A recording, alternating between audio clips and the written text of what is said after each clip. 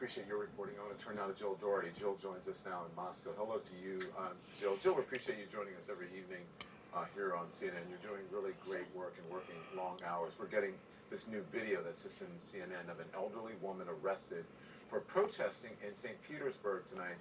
She's one of more than 350 anti-war protesters detained just tonight. That is according to a local monitoring group, and you have been talking to Russians who are speaking out against the war at great personal risk, I may add. What are they telling you, Jill?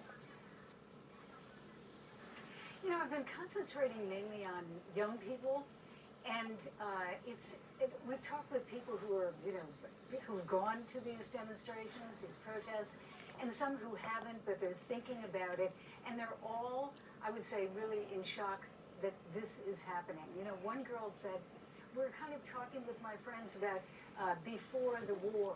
And, you know, it sounds like World War II. She means a week ago when this war began.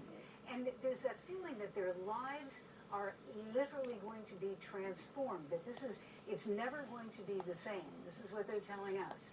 They also feel, I think, a sense of desperation and a lack of power to really change anything. This is for the young people who want the war to stop, because they realize that really, this is, again, quoting them, all they can do is go onto the street. They have no real hope that that is necessarily going to change President Putin's decision here. But one girl said, I just have to do it. And then there's also, and this is a little different, a lot of them use the word shame. And they said they are ashamed for Russia that it is doing this. And they're also ashamed for themselves that they can't change it.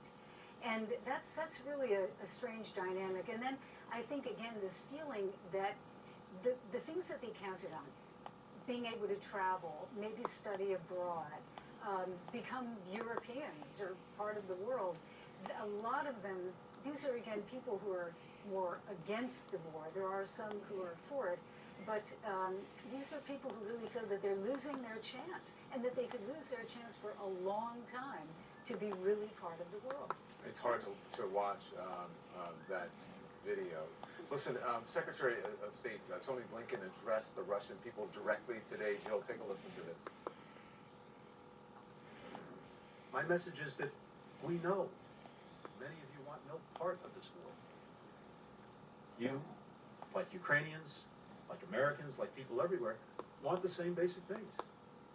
Good jobs, clean air and water, the chance to raise your kids in safe neighborhoods, to send them to good schools, to give them better lives than you had. How in the world does President Putin's unprovoked aggression against Ukraine help you achieve any of these things? How is it going to make your lives better? Here's a question.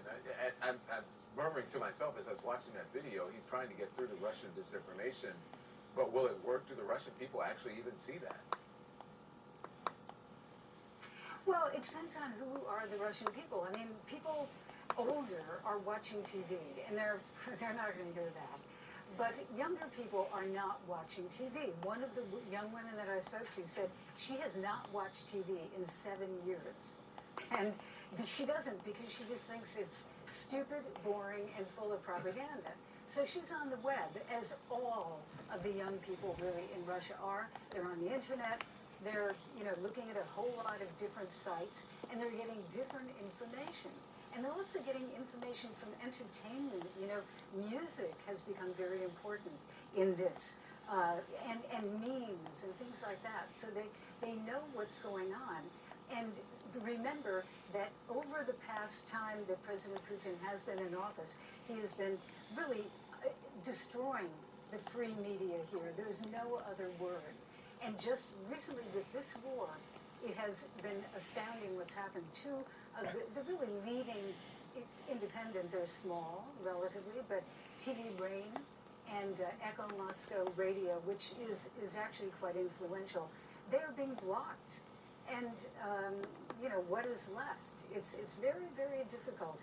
But I do think the idea, where everyone fears, of course, would be if there were a complete block of some other channels, like YouTube or something that has become almost the TV of Russia right now.